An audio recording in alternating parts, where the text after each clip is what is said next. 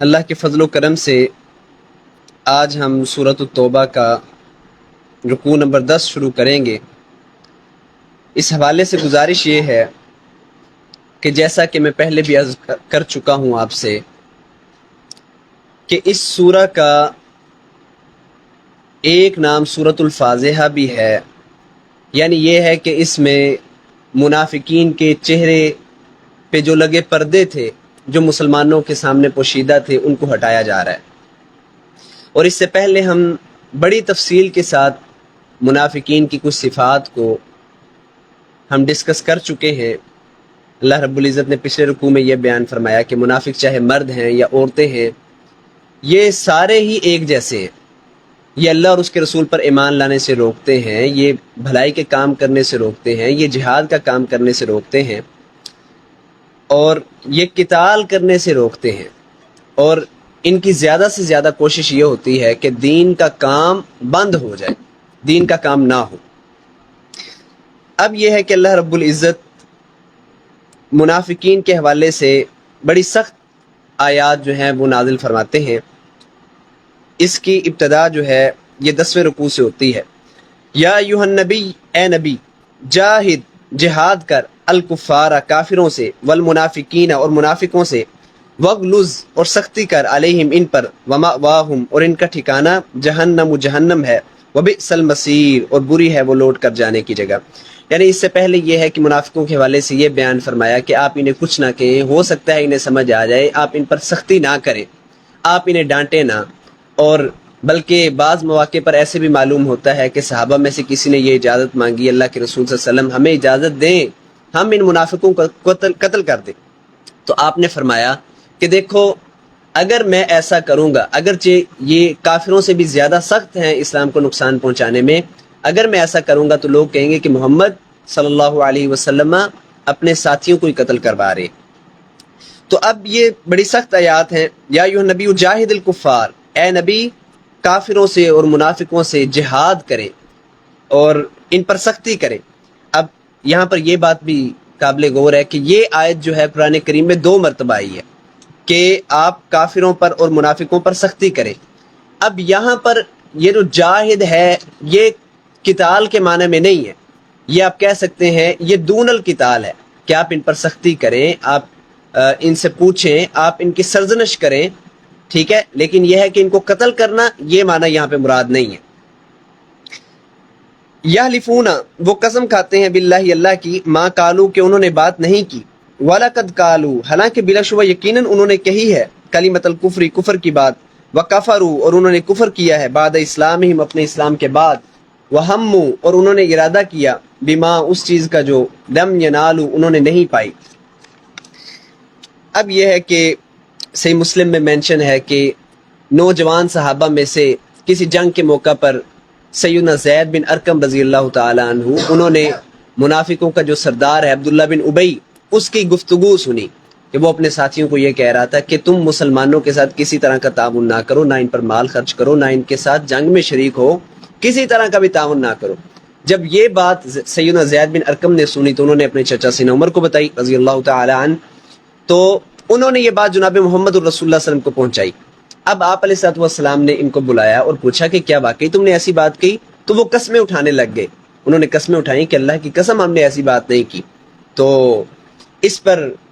رسول اللہ صلی اللہ علیہ وسلم نے سیدنا زید بن ارقم کو جھوٹا قرار دیا کہ تو جھوٹ بول رہا ہے۔ تو سیدنا زید کہتے ہیں کہ جتنی سختی میں نے اپنے آپ میں اس دن محسوس کی اور جتنا برا دن میرا وہ گزرا، اس سے پہلے کبھی میرا کوئی برا دن نہیں گزرا، ٹھیک ہے۔ وہ کہتے ہیں کہ میں اپنے ہی دل میں شرمسار ہو رہا تھا کہ میں ہی جھوٹا قرار دے دیا گیا۔ پھر یہ ہے کہ اللہ رب العزت نے یہ آیت اتاری، یحلفون باللہ ما قالوا، کہ یہ قسمیں کھاتے ہیں اللہ کے بارے میں کہ انہوں نے یہ بات نہیں کی، وَلَقَدْ قَالُوا کَلِمَةَ الْكُفْرِ، حالانکہ بلا شبہ یقیناً انہوں نے کفر کی بات کہی ہے، وَكَفَرُوا، اور کفر بھی کیا ہے، بعد اسلام، اپنے اسلام کے بعد، وَهَمُّوا، اور انہوں نے ارادہ کیا، بما، اس چیز کا جو لم ینالوا، انہوں نے نہیں پائی۔ اب یہ تبوک سے واپسی کے موقع پر ایک جگہ رسول اللہ صلی اللہ علیہ وسلم نے وہ جو قافلہ تھا اس سے ہٹ کر آپ نے ایک اور رستہ اختیار کیا، آپ کے ساتھ صرف 2 صحابہ تھے، یہ بالکل تنگ رستہ تھا، ایک پہاڑی کے بالکل ساتھ ساتھ، آپ کے ساتھ 2 صحابہ تھے، ایک تھے سیدنا حذیفہ بن یمان جسے صاحب السری رسول اللہ صلی اللہ علیہ وسلم کا لقب دیا گیا، یعنی رسول اللہ صلی اللہ علیہ وسلم کے رازدان، اور دوسرے سیدنا عمار بن یاسر تھے رضی اللہ تعالیٰ عنہ۔ تو منافقین نے یہ سوچا کہ رسول اللہ صلی اللہ علیہ وسلم کیا ہیں، یہ اکیلے ہیں، بالکل دو ساتھی ہیں، تو انہوں نے کیا کیا کہ اب یہ موقع اچھا ہے کہ وہ جو رومن امپائرز تھی مسلمان ان سے بھی نہیں ہارے، اب محمد صلی اللہ علیہ وسلم واپس آئیں گے تو پھر یہ ہمارے لیے مشکل ہے مدینے میں، تو انہوں نے رسول اللہ صلی اللہ علیہ وسلم کو راستے میں قتل کرنے کی ناکام کوشش کی، ٹھیک ہے۔ تو اللہ رب العزت نے جناب محمد الرسول اللہ صلی اللہ علیہ وسلم کو اس سے بچایا، اور ہوا یہ کہ جب یہ اس تنگ راستے سے گزرنے لگے تو جب وہ منافق سامنے آئے، ٹھیک ہے، رات تھی اور انہوں نے اپنے منہوں پر کوئی چیزیں بھی چڑھا رکھی تھیں، ٹھیک ہے، لیکن سیدنا عمار بن یاسر اور سیدنا حذیفہ بن یمان رضی اللہ تعالیٰ عنہ نے ایسی للکار دی کہ اللہ رب العزت نے اس للکار میں یہ قوت دی کہ یہ سارے بھاگ گئے۔ پھر یہ ہے کہ بعد میں جناب محمد الرسول اللہ صلی اللہ علیہ وسلم نے ان کو ان منافقین کے نام بھی بتائے، سیدنا حذیفہ کو بھی اور اسی طریقے سے عمار بن یاسر کو بھی، اور خاص طور پر سیدنا حذیفہ رضی اللہ تعالیٰ عنہ رسول اللہ صلی اللہ علیہ وسلم آپ نے انہیں منافقوں کی نشاندہی کی تھی، اور بعد میں ہم دیکھتے ہیں کہ صحابہ میں سے بڑے جلیل القدر صحابہ بھی جیسے سیدنا عمر رضی اللہ تعالیٰ عنہ، وہ بس اوقات سیدنا حذیفہ کو واسطہ دے کر یہ پوچھا کرتے تھے کہ حذیفہ کہ رسول اللہ صلی اللہ علیہ وسلم نے جو تجھے نام بتائے ہیں اور ساتھ یہ تاکید بھی کی ہے کہ یہ نام کسی اور کو نہیں بتانے، کیا میرا شمار ان میں ہے کہ نہیں ہے ان منافقین میں؟ تو سیدنا حذیفہ نے فرمایا اے امیر المومنین آپ کا شمار ان میں نہیں ہے۔ وہ 12 لوگ تھے اور رسول اللہ صلی اللہ علیہ وسلم نے ان کے حوالے سے یہ بیان فرمایا کہ ان میں سے 8 جو ہیں یہ اسی دنیا میں ذلیل ہو کر مریں گے، ٹھیک ہے، اور ان کے کندھے کے بالکل قریب ایک پھوڑا نکلے گا اور پھر وہ ان کے سینوں میں نمودار ہوگا۔ وَهَمُّوا بِمَا لَمْ يَنَالُوا، اور انہوں نے ارادہ کیا اس چیز کا جو انہوں نے نہیں پائی، وَمَا نَقَمُوا، اور انہوں نے انتقام نہیں لیا، الا مگر ان اس بات کا کہ اغناہم انہیں غنی کر دیا اللہ نے، برسول اور اس کے رسول نے، من فضلی اپنے فضل سے۔ یہ اسی چیز کا انتقام لے رہے ہیں کہ انہیں اللہ اور اس کے رسول نے اپنے فضل سے غنی کر دیا ہے، یعنی جناب محمد الرسول اللہ صلی اللہ علیہ وسلم کی مدینہ آنے سے پہلے مدینہ کا نام کیا تھا؟ یثرب تھا، کوئی پوچھتا ہی نہیں تھا، لیکن یہ ہے کہ کائنات کے امام جناب محمد الرسول اللہ صلی اللہ علیہ وسلم کے پاؤں مبارک لگنے تھے کہ مدینہ جو ہے اس کی اہمیت بڑھ گئی، یثرب سے اس کا نام مدینہ پڑا، ٹھیک ہے، اور لوگوں کا بلکہ پورے عرب کا جو رخ ہے وہ کس کی طرف ہوا؟ مدینہ کی طرف، کہ اس میں تاجدار رسالت تاجدار ختم نبوت بستے ہیں، ٹھیک ہے، اور لوگوں کا آنا جانا اور قافلے، اور پھر یہ ہے کہ مال غنیمت وہ آنا، تو آپ علیہ الصلوۃ والسلام تو منافقوں کو بھی برابر دیا کرتے تھے، ٹھیک ہے، تو بجائے اس کے کہ وہ شکریہ ادا کرتے کہ اللہ اور اس کے رسول نے انہیں غنی کر دیا ہے، تو وہ کیا کرنے لگ گئے؟ اللہ اور اس کے رسول کو ہی نقصان پہنچانے کی کوشش میں لگ گئے۔ فَإِن يَتُوبُوا، پس اگر وہ توبہ کر لیں، اب بھی اگر وہ توبہ کر لیں، یکو تو ہوگا خیرن بہتر لہم ان کے لیے، اب بھی اگر توبہ کر لیں تو یہ ان کے لیے بہتر ہوگا۔ وَإِن يَتَوَلَّوْا، اور اگر وہ منہ پھیر لیں، يُعَذِّبْهُمْ، تو عذاب دے گا انہیں اللہ عذابًا علیمًا، دردناک عذاب، فی الدنیا دنیا میں، والآخرت اور آخرت میں، وما اور نہیں ہوگا لہم ان کے لیے، فی الارض زمین میں، من ولی کوئی دوست، ولا نصیر اور کوئی مددگار بھی نہیں ہوگا۔ اگر یہ منہ پھیر لیں تو اللہ رب العزت پھر انہیں دنیا اور آخرت میں ایسا عذاب دے گا کہ پوری زمین میں ان کا نہ تو کوئی حامی ہوگا اور نہ کوئی مددگار اور کوئی دوست ہوگا۔ اب بڑی سخت آیات آ رہی ہیں، ان آیات کو ہم پاکستانی اپنے لیے بھی غور و فکر کر سکتے ہیں ان آیات کے لحاظ سے۔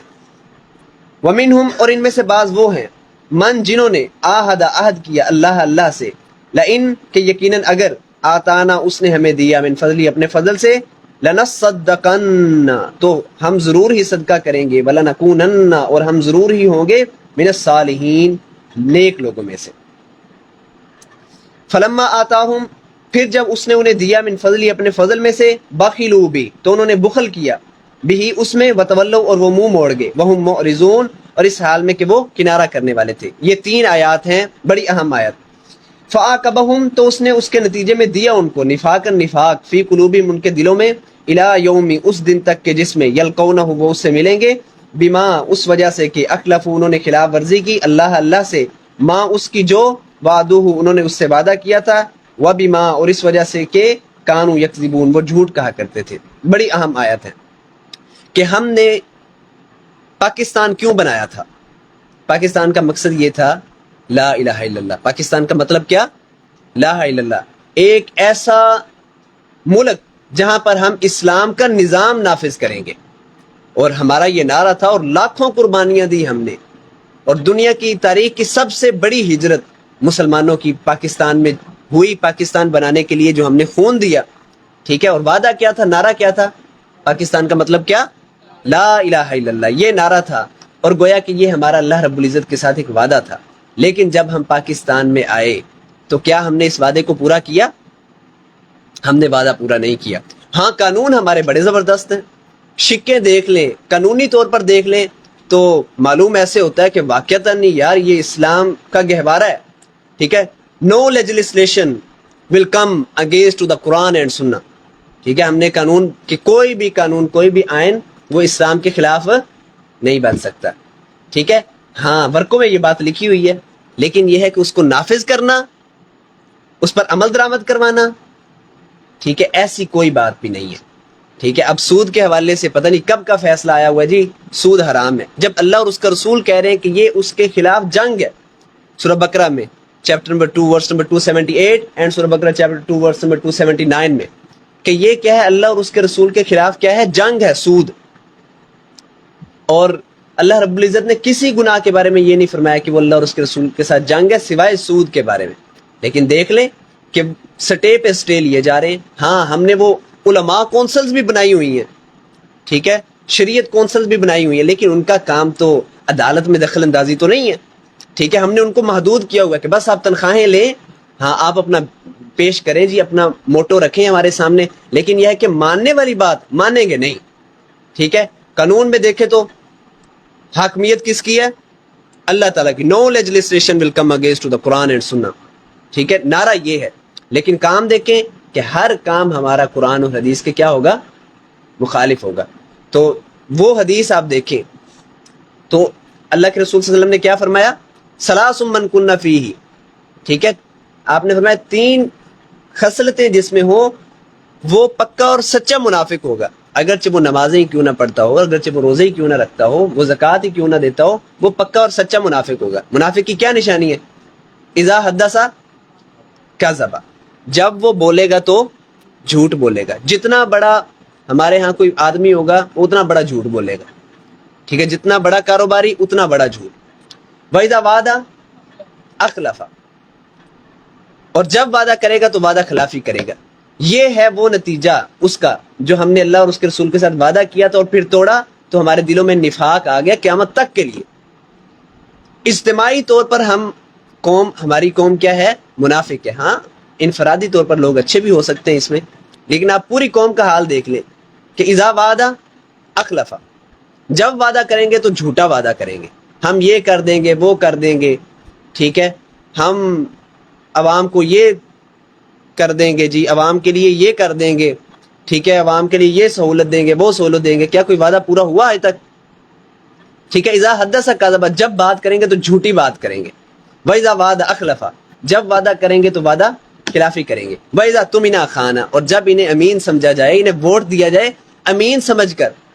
امانت دار سمجھ کر، صادق سمجھ کر، تو پھر یہ ہے کہ اس میں پورا نہیں اترتے، امیدوں پر پورا اترنے والے نہیں ہیں۔ وجہ کیا ہے پیچھے؟ وجہ یہ ہے کہ ہم نے جو اللہ اور اس کے رسول کے ساتھ وعدہ کیا تھا وہ وعدہ ہم نے